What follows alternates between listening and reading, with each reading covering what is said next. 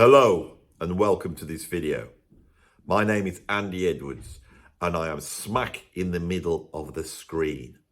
I am neat and tidy and I am talking in a serious voice and I have some sort of science fiction strokes fantasy pose going on with my hands. This is because we are going to be talking prog today and we are going to be going through the prog A to Z. I had this idea this morning. The prog A to Z. That's quite a good idea. I might do that. They'll like that. The proggers all like that. They love a list. So I started to do it. When you do an A to Z, it's harder than you think. And it's actually very interesting. And I tell you why. Because there's two rules to this A to Z. Obviously, we could only have one thing for each letter. So if you start with A and you go, well, I'm going to say so-and-so, and you use that A up, and then you come down later on and you get to another band that begins with A, and you think, oh my God, I've got to have them on the list. Oh, but I've used that A up. So you take that person off them and put the other one in, and then you go, oh my God, what am I going to do with them? Where are they going to go? And it's quite interesting. And then you get to certain letters, and you go, well, I can't think of anything that comes up with this letter, and yet you have to come up with something. And so what you get is this weird A to Z. It's literally an A to Z. Now, the rule I've got is to get on this A to Z, it has to be one word. And if I say that word to you, if you're a prog fan, you know exactly what I mean. It can't be 2 words or 3 words, right? We can't have people's names. We've got to have to say their surname or their first name. And we have to know it by that. So if I said Gabriel on the prog A to Z, we know we're not talking about one of the, more superior angels in God's firmament. So there's the rules, and it's very interesting what you come up with and how this list goes through some of the greatest ones. You think, well, they've got to be on, so they are definitely on. But also unearths other people that would not necessarily get on a top 10 list, but I think are worthy. And you go, well, that person's worthy. And sometimes you think, shall I put this person on? Because I got nobody for Q, right? Although, in prog, who's going to be Q, you see? And I bet you're thinking of the same band I am. So what I'm going to do is I'm going to go through the list. There's obviously 26 here, one for every letter of the alphabet, right? You will see the letters appear and the picture all the other way around, like that. So you'll have the letter, big letter there, and the picture. I won't talk for hours on it. I will start to say, I'll just almost like free associate whatever I think about that thing, what my gut tells me as being a progressive rock fan. And it might be I like them, and it might be I hate them. I don't know. Shall we just get in with it? We've done 3.5 minutes on this, started off in a very silly manner. So, in the prog A to Z, the letter A is for Aqualung.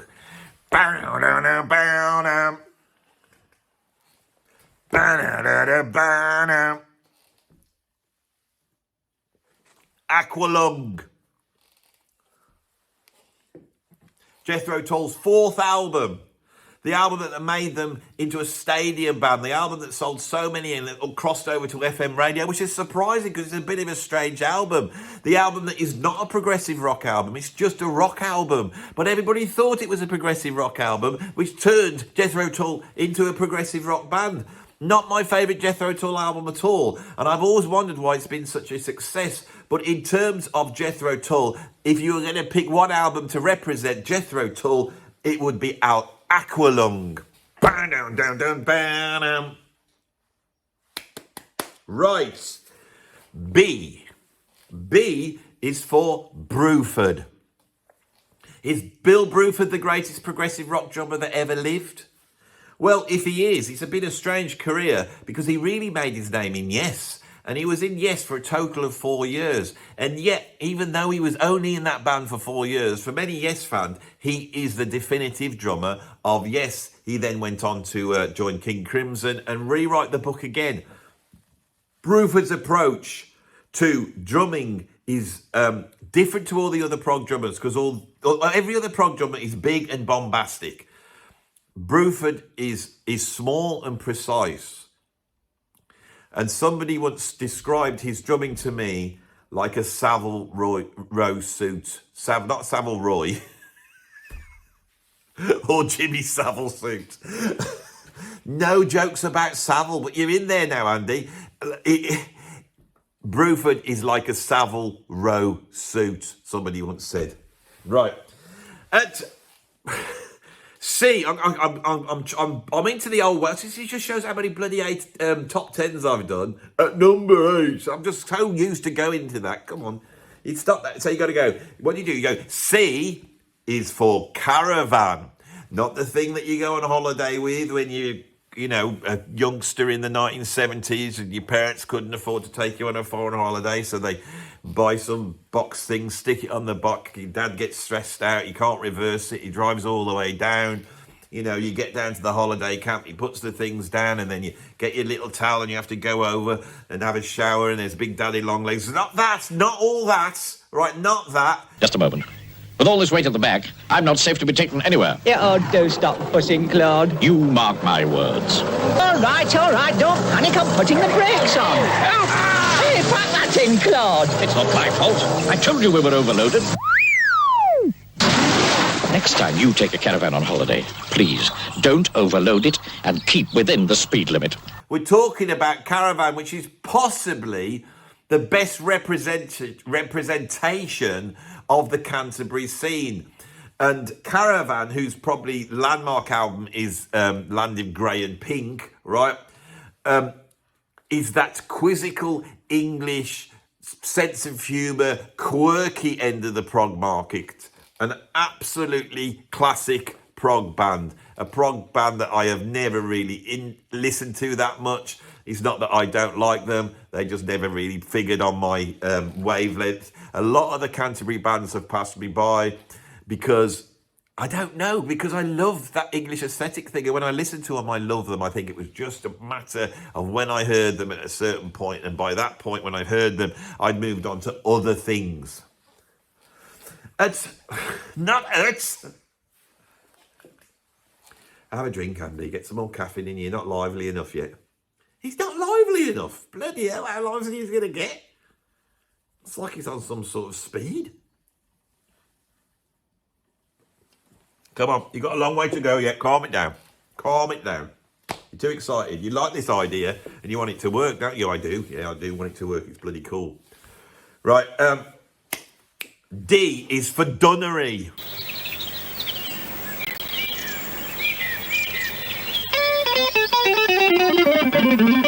This massive but nimble left hand belongs to Frank Dunnery. Yes, Francis Dunnery. Right? My connection to prog is neo-prog. Right? IQ, Pendragon, Palace. I've played with all those people. But when I started to play prog, the overriding genius of the British progressive rock scene of the last 30 years was Francis Dunnery. Or Frank Dunnery. Or Mad Frankie Dunnery. When I played with old Robert Plant, and I know some people are starting to get fed up with me mentioning his name, but I don't care. The stories that Robert told about musicians, right? He'd got John Bonham in the band, he'd had Richie Hayward on drums, Phil Collins had played, and Cozy Powell played. That's just the drummers. You know, incredible array of guitar. Robbie Blunt, Jimmy Page, all these people had played for him. The stories that Robert told with a great deal of affection were about Frank Dunnery or Francis Dunnery. Now I say Frank Dunnery or Francis Dunnery because it seems there's two different characters there, isn't there? But the fact is, Dunnery's a bloody genius. He's a genius guitar player and he's a genius songwriter, and there's something about him that's special. He's off his head, but he's special. And actually, I've found, following him on my Facebook, when he does come out and rant and then he sort of disappears, we're in a sort of, I don't know whether I'm just not seeing it anymore, but he's usually right. Francis, if you're watching it, you're usually right. I'm 100% behind you, mate. And you're a bloody genius. I've said it here on the channel. Always thought it. It Bites, he was the guitarist off, if you want to know who he was. Come on. I bet there's some American people going, who's that then? It Bites. Was Calling All the Heroes, was that a hit in the States like it was here? Because to the general public, they're seen as a one-hit wonder. Oh, Oh, sir, what it? Here's some young men. Oh, Roxy, music. Baby, did like a pogo, I am flying down to Rio.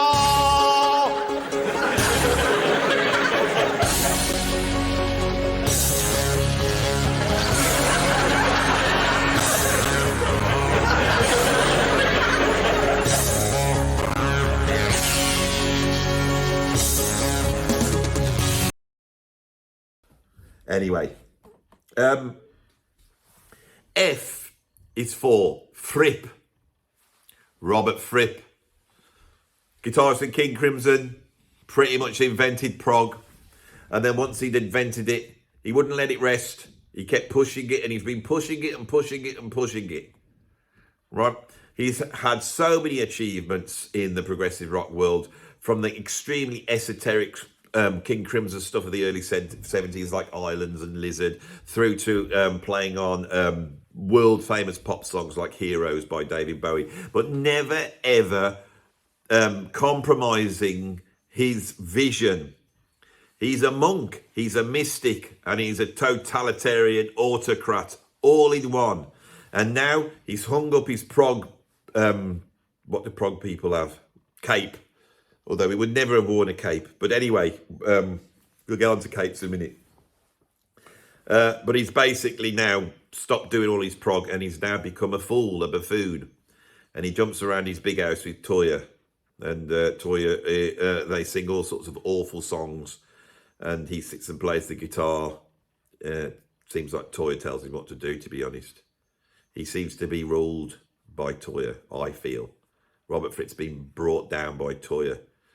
An autocrat to everybody else. A bossy autocrat that had to have everything his way, although he felt it was the way of the music, not him, and he was just a vessel. But now he has just become a slave to Toyah Willcox. Who would have thought it? And I got through all of that without mentioning her.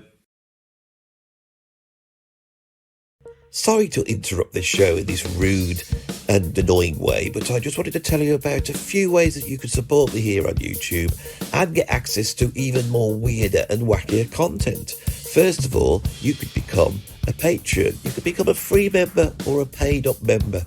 I have over 300 extra videos on there, and if you don't even want to become a member, please pop over, because you can access my collections where you can purchase even more weirder and wackier video content. If you want to support me financially with a little tip, buy me some biscuits or maybe some crisps, you can pop over to my PayPal tip jar. I also have a Substack where I have lots of clever, academic and thought out articles where I explain my ideas on art, culture and creativity in a more intelligent way than I do here, plus a whole ton of podcasts. If you want to know what my music sounds like, you can pop over to my Bandcamp. Over there, you'll be able to listen to over 50 albums, and if you want to access them all, you could become a subscriber. And last but not least, if you want to support the wonderful studio where I film these lovely videos, which is actually a charity trying to help people out in the community become more creative, here is the website where you could drop a few pounds or dollars or whatever the currency is in your country in there. Thanks for listening, and back to the show. Right, let's move on. G is for God Bluff, which is an album by Vandergraaf Generator, the doomy, depressing doom merchants of the early 70s progressive rock scene.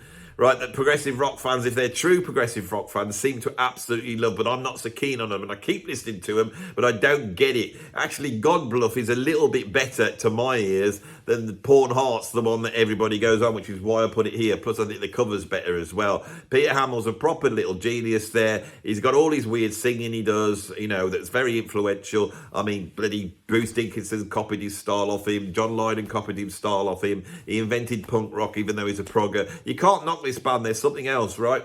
But they don't quite have the chops of the other prog bands. I think when I was a kid, when I first heard them, I was like, bloody hell, where's all the tricky bits? And they don't do tricky bits. They do doom. And I normally like doom, but I don't know why I don't like Vandergraaf Generator doom. One of these days, right, it will make sense to me. One of these days, Van de Graaff generator. It's my fault. I know it is.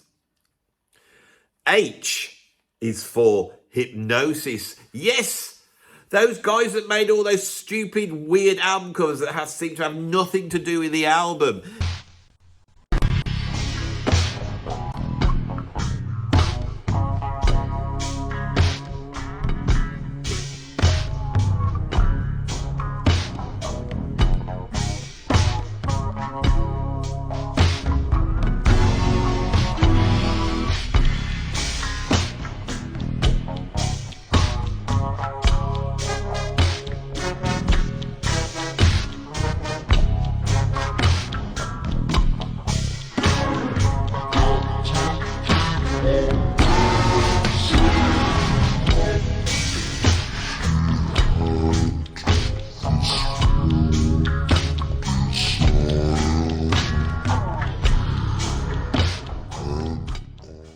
Those two hippie blokes that seem to get, in the 70s, this sort of position in the music industry where they could demand huge amounts of money to go on holiday because they were going to be shooting some album cover in Morocco. I'm thinking of Moroccan Roll by Brand X. There's an example of a Hypnosis record album cover. They also did Pink Floyd, Dark Side of the Moon and Wish You Were Here. They did Presents. A load of them, didn't they?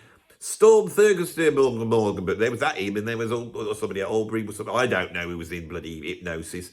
Right, they've always got on my nerves, to be honest. I don't sit there going, oh, this is amazing. Roger Dean does bloody amazing album covers. I love him. But it's always a little bit pretentious, isn't it? And it's often they will just have, it's like a really bad pun. Have you ever seen that? I mean, Force It by UFO, that's the Hypnosis, isn't it? You know, and he's got this bloke trying to force himself on this woman, which is basically rape. But they don't care in the 70s because that's all good, isn't it? And then there's like Force It, as in the American for taps, so they're surrounded by taps, and you're supposed to go, ooh, a pun. Right, so that's my quip. That's my. I nearly did the whole video on Hypnosis. I was going to do it. They just go through how bad some of their album covers are and why they've got this reputation. I don't know, which now is probably languishing in a million, you know, late middle-aged progressive rock fans that's forked out some coffee table books so they can flick through and go, oh yes, I like that. Oh, I remember that one. Yeah, you know, like that, going through like that bloody Hypnosis. I is for IQ. My old band. I played drums for IQ. How dare you, Andy? You're so presumptive. How can you put one of your own bands on the list? Well, you think of another prog band that begins with I. Am I supposed to put Iona, that folk thing that Nick Beggs was in? Not going to happen. It has to be IQ. They're the best of the neo-prog bands. Don't care what it says. I didn't write all the bloody albums. I just played with them. They're still bloody brilliant. IQ are bloody brilliant. They're the best of the neo-prog bands. Marillion can't touch them. Palace can't touch them. Pendragon can't touch them. IQ are the best. Go and listen to them and you'll hear it. Bloody Marillion. You know, Kelly, all that chorus guitar. Or, you know, Pendragon with Nick Barrett with his sort of Cockney prog approach.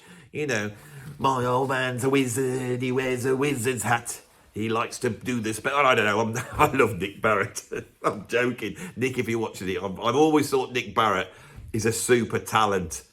And I could have put B, Barrett. But if I said Barrett, how many of you would have got that? Barrett. If I'd have said Barrett, and I know you would have thought, oh, you mean Sid Barrett. You see, that's the reason I can't put Nick on there. Nick is an incredible guitarist, one of the greatest guitarists in the neo-prog music, one of the great progressive rock guitarists of all time. And I feel bad for, you know, cracking that joke that he does Cockney prog. But go and listen to it. It does sound a bit like Cockney prog.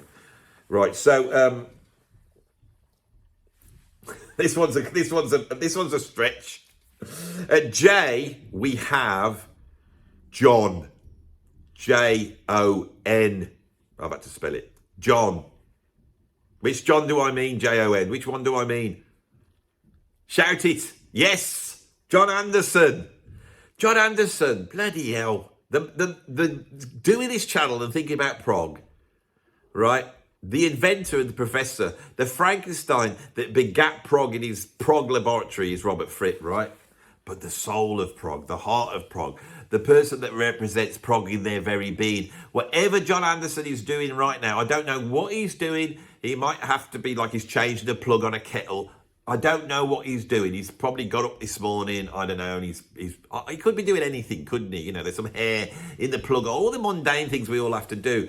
But I promise you, if he is getting hair out the plug hole, John Anderson will be doing it in a prog way, because everything that John Anderson does is prog. It's nothing to do with chops or playing in 7/8 or any of that. What prog is being like John Anderson. He's the man. Right, it represents visually and aesthetically and personality-wise and vibe-wise. He represents progressive rock to me. He's not Robert Plant, right? He's not Paul Rodgers. He's not bloody, what's his name from Queen, Freddie Mercury. He's not. He sits there on stage all feet and, you know, singing his nonsense lyrics. And with that, it's just so full of love and light and happiness. That's what John Anderson is to me. Right, K is difficult. Right, so I'm going to try it on you. Remember, we're talking prog here. Right, so K is for Kate. Yes, Kate Bush, the queen of prog. And she is. Even though she emerges just as prog is supposedly dying. Like a maiden from the lake, a prog maiden to rescue prog. To woo the non-prog audience with their seductive ways.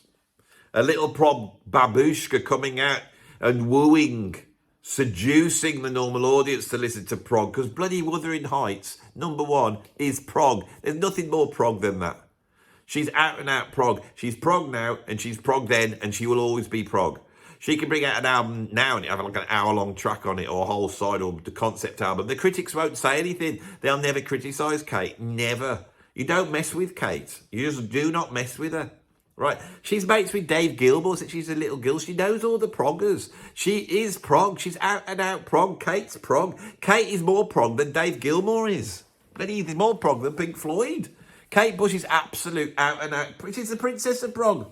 She was a queen earlier. You've demoted her, Andy. L is for Laswell. Laswell? All the normal proggers are like, Laswell? What's it about? All the cool proper proggers. You know the ones. The ones that really watch this channel. You know you're a little bit special if you watch this channel. You're not just your normal progger, are you? No. And some people who watch this channel, they're not even proggers anymore. They're just getting normal people. They're coming on in their comments and telling me how much they love U2 and stuff like that. And I think, I appreciate your comment there, but you do know who the main audience watching this is. You do know what they think when they see you on the comments saying you like bloody U2. You know what they're thinking? They're looking right down their prognosis at you. Prognosis? That sounds like the name of a prog band, Prognosis, doesn't it? Has there ever been a prog band? If there's ever been a prog band called Prognosis or an album called Prognosis by a prog band, those people would be shot. And they shouldn't be shot. I don't want to incite violence and end up in prison. They should be shot full of guilt from my guilt gun, because that's the end of prog I hate. And those types do not know who Bill Laswell is. Tiny dwarf spinning in the moonlight glow, tinkering with pipes, making software flow.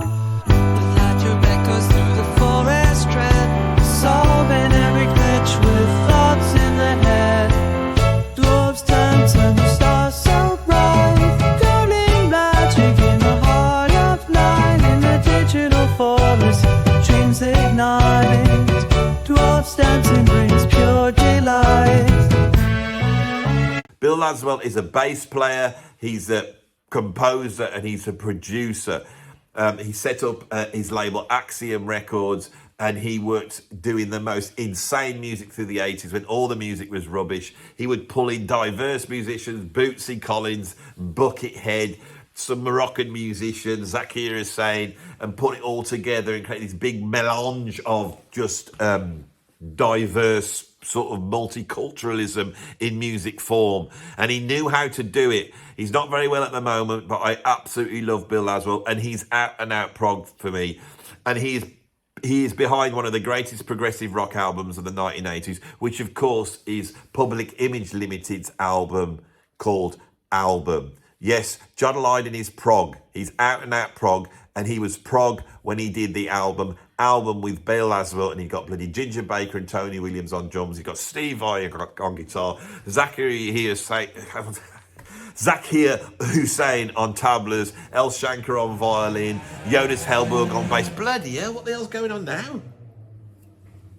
Somebody's just driven past in a big fast motorbike.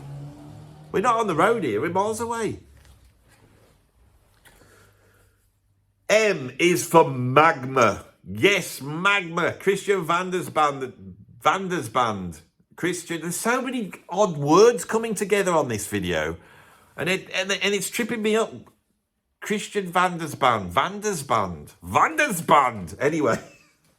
I'm pulling out stuff here I don't normally do. There's all sorts of stuff coming out of this. Magma. Don't like magma much. That live album's pretty good with Didier Lockwood on. Can't remember what it's called. They did an album called yes, this is what happens when we venture into the albums I'm not so well on. If I've done a bit of research I can pull it out. My favourite Magma album is actually the jazz rock fusion funky one they did, which has got like these sort of sculptures on the front, and they've got like their glasses are made out of safety pins and they're cast in stone. You see, how can you remember any album by Magma? Because they're just always something ick. So it'll be something like Macatamic or something like that, or Metamatic or something like that. Magma. Sort of cross between Carl Orff and John Coltrane. That's the polite way of saying it if you want to make them sound good. But they're more like a cross between a band that just goes on for hours and hours chanting the same old nonsense over and over again. Never been a fan of Magma. Christian Van der, great drummer. I don't know why I don't get them, and they're in the same bracket as Van der Graaf Generator to me. Wish I did like them. Sometimes they start cooking and they sound good, but I can't be waiting around for it, to be honest. I'm a big fan of Didier Lockwood, though. I like when he's in the band. At N, I've got Nice. Not the Biscuits, the band. Keith Emerson's Nice. Keith Emerson has to be on the list. He's one of the most important people in progressive rock. I don't know if we have got ELP represented on this list. But the Nice, I often feel that what the Nice did in the late 60s in laying the groundwork for progressive rock is really underestimated. A lot of the guys that I know that were gigging around that time in 69, 70, 71, 68, 69 actually, because they weren't around. Emerson Lake Palmer was formed in 1970. You made an error there, but you have now covered that error up and you've carried on. You knew what you said. But anyway, a lot of the guys that were gigging around that time have told me that to see the Nice and see them doing America and stabbing the things in, this was a real big change in music. It really was. So I have represented them at N for Nice. O, I mean, what bloody begins with O? I tell you what begins with O. The octopus begins with O. The old octopus. Yes, octopus. Liquid breakfast. I've had champagne on me Golden Grahams. I am steaming. Hey.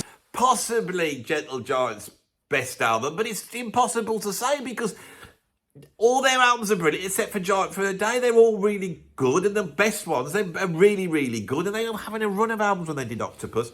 Octopus is a play on words, like the Hypnosis album covers. Octo, 8, opus, works, 8 works. They could have called it 8 works, but that's not proggy enough for a prog band. They have to call it Octopus, Octopus, and then have a Roger Dean octopus on the front. And I've said this over and over again. If you're going to grab, if your house is on fire and they say grab one Gentle Giant album and get out of here, you're gonna grab Octopus. And I'll tell you why, because of the bloody cover, Roger Dean. That's what clicks it over the edge. Although in America, they had another cover, which was like an octopus that was inside some sort of jar. But that's quite a cool cover as well. So both covers are really cool. Unlike Three Friends, which is possibly their greatest album, but I'll never say because the bloody cover is awful. Right, P, I've got PFM, Italy's greatest prog band. I don't listen to much Italian prog. I can't take it. It's too proggy. The PFM are the only one I really like. Really incredible, complex, virtuoso, multi-instrumentalist madness. Their best album, I think, or the famous one is Port Amico. I can't say much more about them. I do really like PFM. I can't tell you much more about them.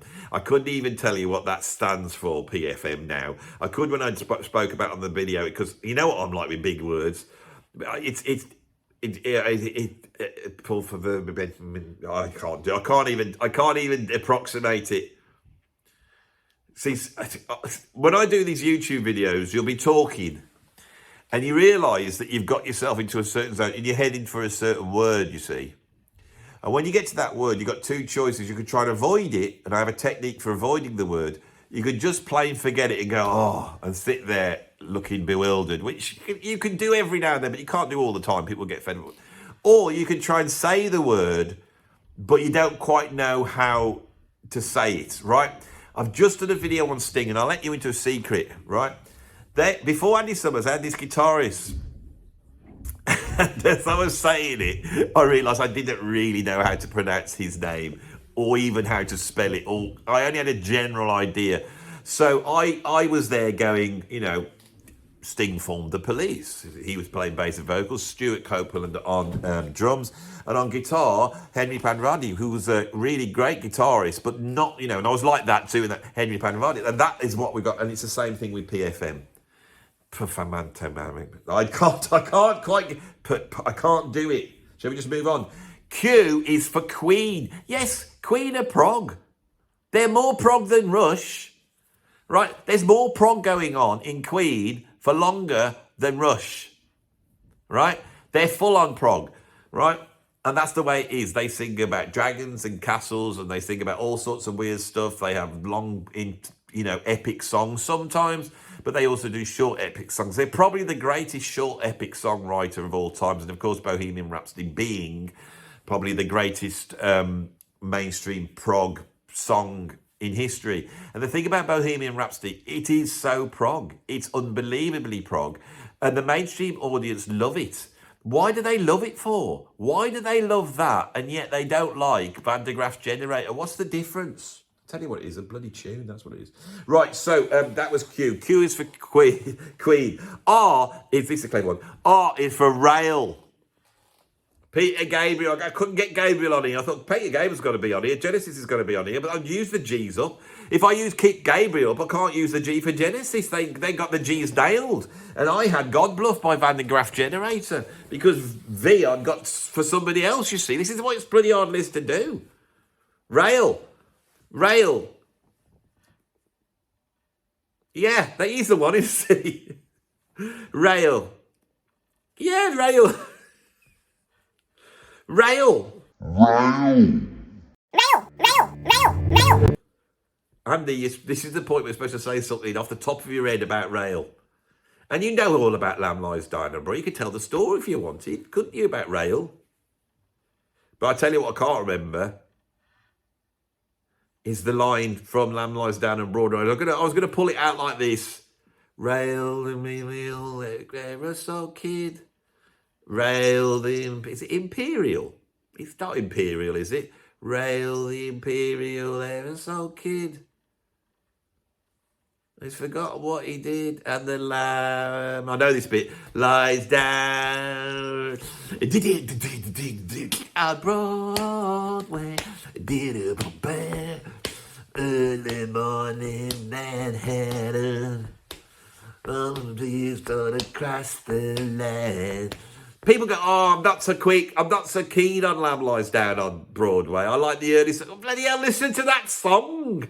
You know why you don't like it? Because it's earthy. Some of you prog fans are so anal retentive and so, fussy that you can't take a bit of dirt. Lamb Lies Down gets a bit dirty. It's a bit dirtier, isn't it? It gets very dirty, doesn't it? Until that crow comes along and steals Rail's bloody thing. He's a tallywhacker. S is for Sid, C-Y-D, Sid Barrett, yeah. Not Nick Barrett. Nick Barrett is the secondary Barrett in the prog A to Z, if you were having Barrett. You can't have Barrett.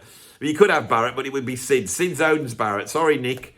Right, you're an important Barrett. I'll give you that. You're very important, Barrett. I don't know if there's any other Barretts we need to worry about. I can't think of anybody. There's Barrett Homes, right, here in the UK. Yes, Barrett Homes still going that make the houses. Barrett Homes, remember, with the helicopter going past? They don't seem to get a mention. I don't think Barrett Homes is around anymore.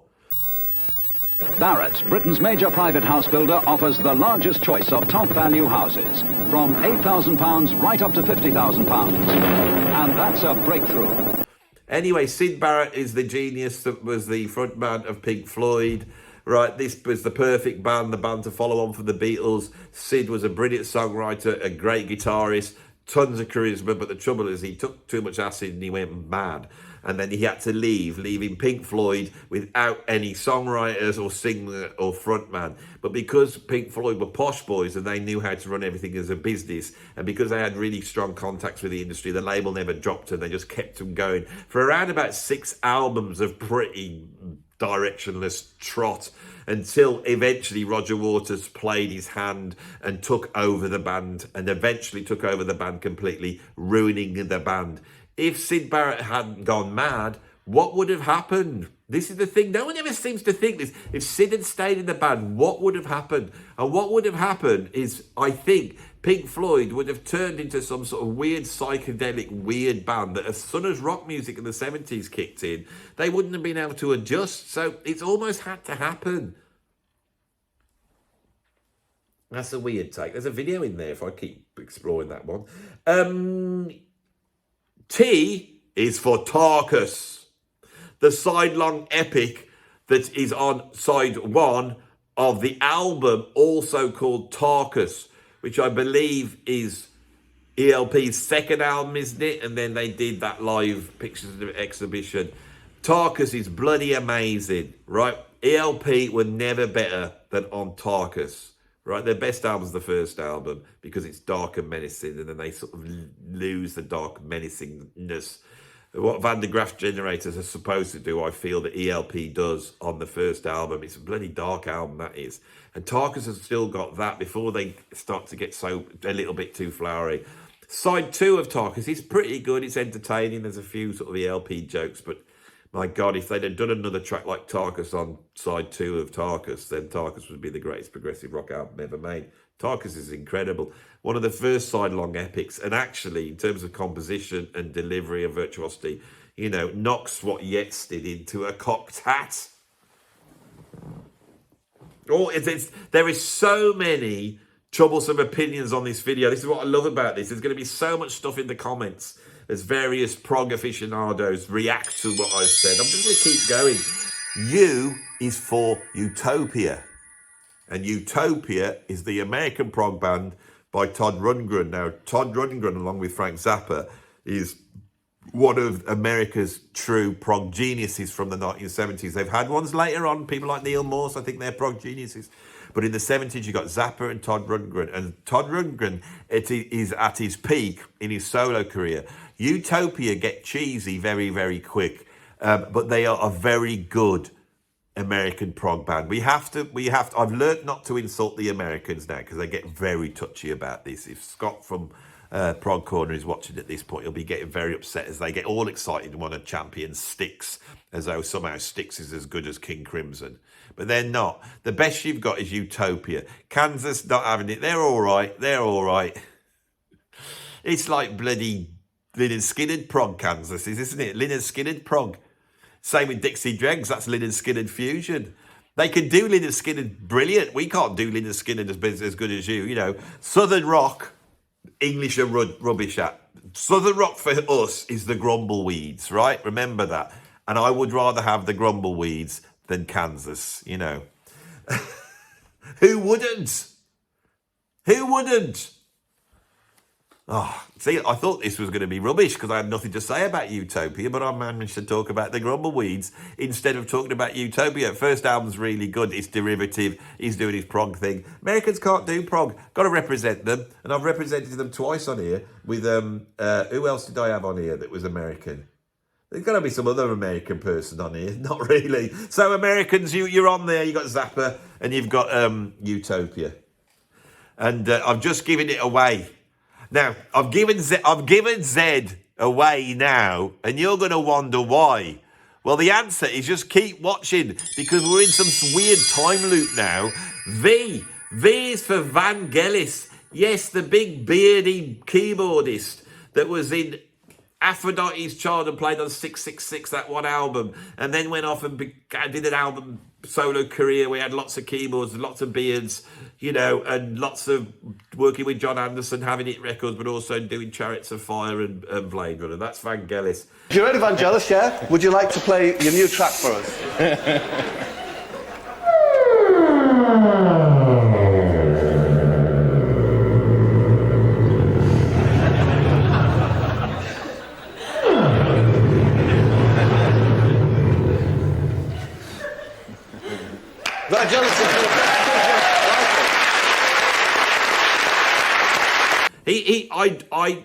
Which is the album that he did? Bloody hell! You're getting rubbish.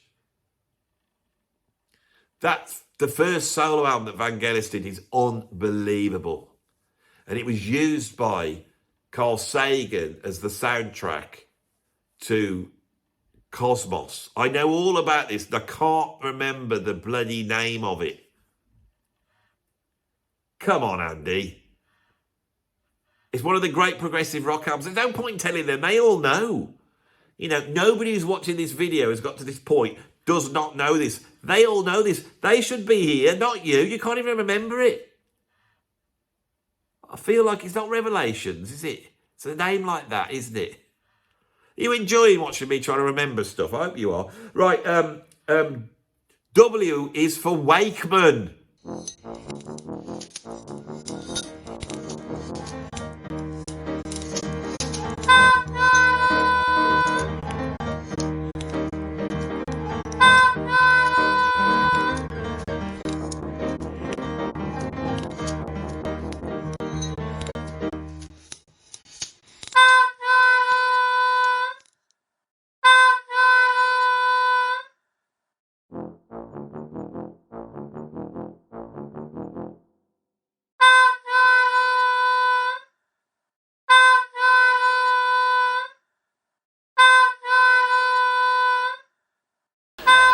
Yes, ladies and gentlemen, where would we be without good music?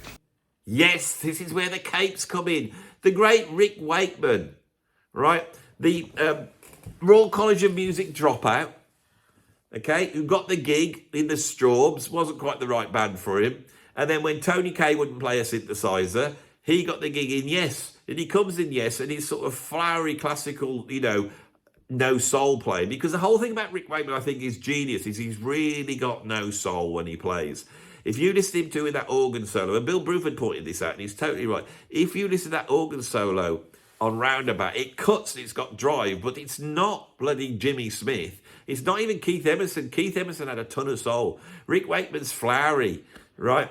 And he's also a popularist, okay? And that's the anomaly. And yes, they're all airy-fairy and floaty-woaty. Rick wasn't, and while he was in the band, he gave it a little bit of brashness that was required. Of course, when he left, and then when he went off to do his own stuff, it just got worse and worse, didn't it? Six Wives of Henry VIII is good. That's a good album, good prog album. And then each one gets worse, doesn't it, as he sort of descends into some of the worst prog albums ever made, with some of the worst covers ever made. You know, culminated in that bloody awful rock and roll prophet that seems to be wiped off the face of Rick Wakeman's discography. I don't see anyone talking about it. See, when I got into prog, that album came out. I went down the shop and said, oh, Rick Wakeman's got a new album. I like him. And he's in Yes. And I looked at the cover, and he was on the front of the cover in some glittery suit, looking all like weird with these two ladies.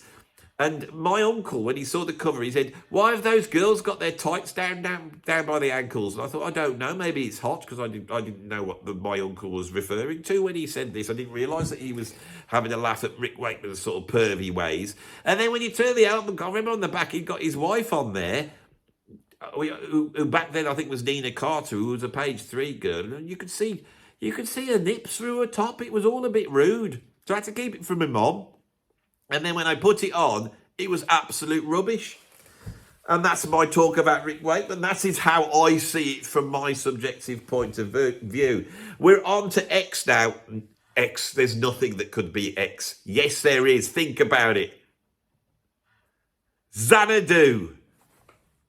Yes. No, not yes. Xanadu. Now, which one are we going to go for? Because obviously we can go for Xanadu by Rush, which is on A Farewell to Kings. It is perhaps, I would say, yes, Rush's, now I've said yes, I got myself confused. I would say is Rush's greatest epic. Would you say that? It's amazing. Some people think it's a little bit overblown, but I absolutely love it. But it could also be Olivia Newton-Johnson. Olivia Newton-John. Who the hell's Olivia Newton-Johnson?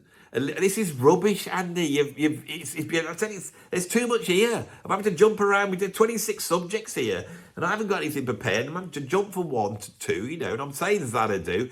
And instead of having all the facts coming from about Rush, I've got bloody ELO. It's because I got Kelly Grocut's bloody ELO chair in the background. Have you spotted it? There it is in the background, the ELO chair.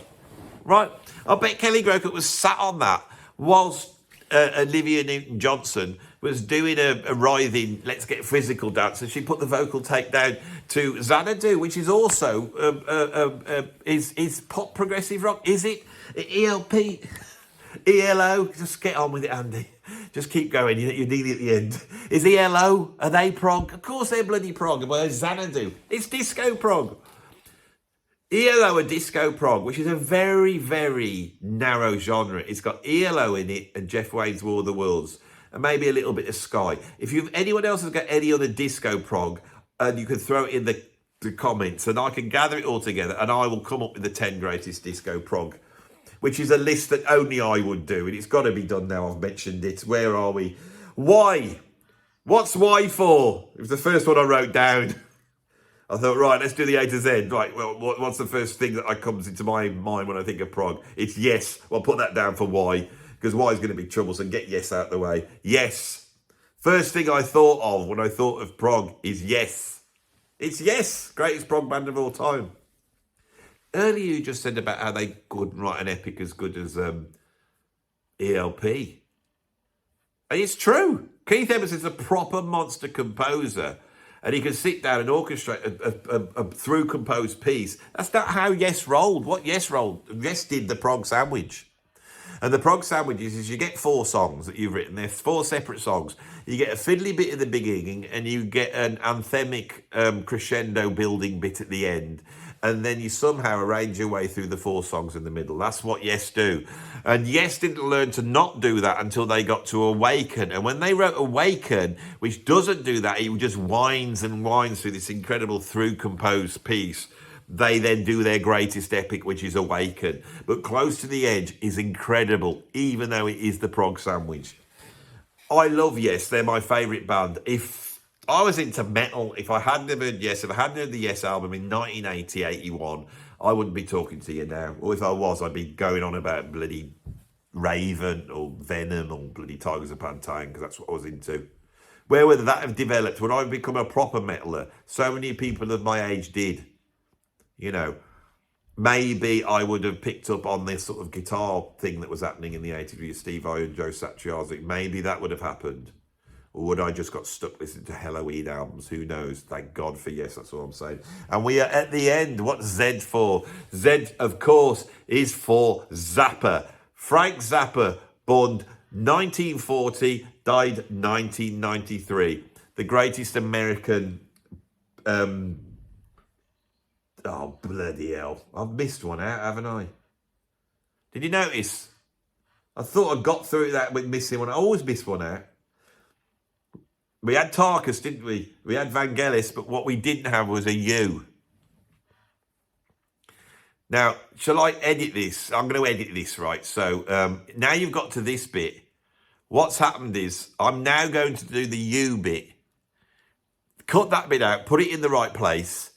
But then we will return to this bit and you will realise why the cut was there, because I can't be asked trying to edit round what I'm going to. You're just going to have to live with it. So you're going to get to it and go, oh, God, is that what happened? And now we're at this point. So I am now about to say something which you've already heard, but I don't even know what it is I'm going to say. And the time loop is now going to carry on and jump back. Where am I now? Because I'm in your future. And I have jumped back into my past, but now your future is my past, and it starts here.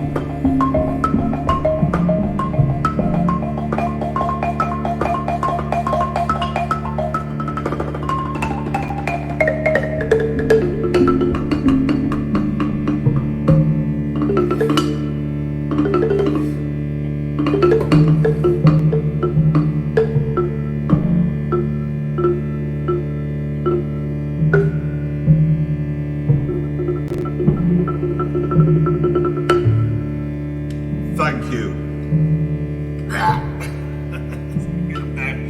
Oh, I'm not used to working cross legs, people. We're back out. What happened then? That was weird, wasn't it?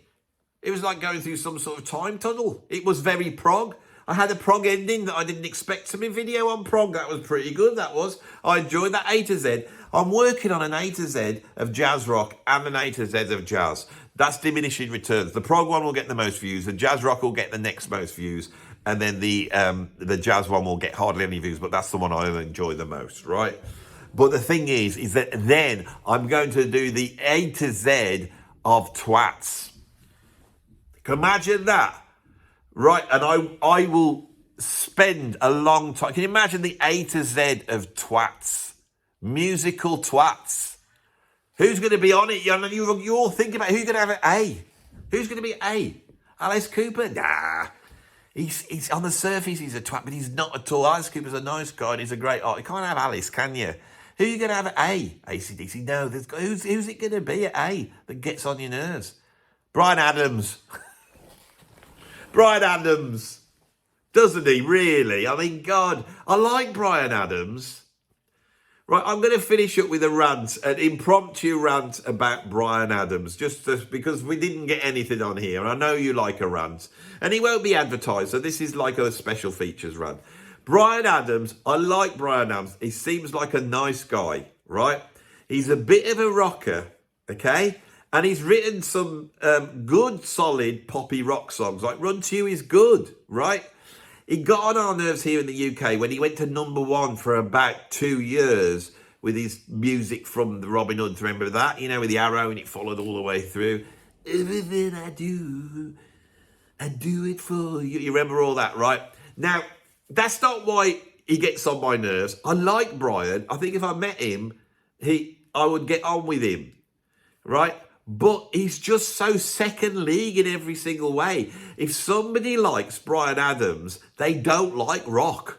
It means you don't like rock. If you think you're rocking out, it's like people who listen to Stereophonics. If you think you're rocking out listening to Bryan Adams, you're not, right? Because he is not rock. And the thing about Bryan Adams that really gets on your nerves is that you feel that Bryan Adams will do absolutely anything, right? He is a dirty, bloody music slag. He's a bit of a music slag. I don't want to say the word. I don't know if that's a word you can't say on YouTube. But he's a nice guy, but he's cheap, isn't he?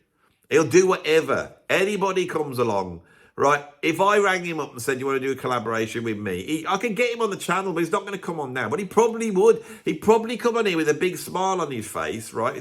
His bloody big smiley acne-riddled face that he's got. And now, God knows what he looks like, because he's got to be about 80 years old. Bloody Bryan Adams, what's he got going? He's got quite a good voice, quite a good rock voice, right? But he will do anything, including doing a record with that shouty one from the Spice Girls, Sporty Spice. I wish I knew a proper name, right? Can I remember it? I don't know what her name is. You know that one? I mean, at some point, Bryan Adams, he's sold millions of records, has had a #1 for ages, has written some decent rock songs, he's a proper rock guitarist, but he, you know, throws it all away when he did that trite, horrible song with that girl from that Spice Girls girl. That's why he gets on my nerves. At that point, I thought, Bryan, you will do anything, won't you? Anything with a big smile on your face. You'll wear anything, do anything. Bloody hell.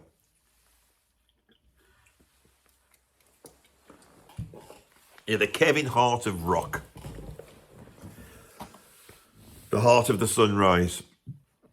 We're at the end of the video. Do you enjoy that one? The A to Z of prog is now finished, and I will return to my pose. Put this on loop, and it will all make sense.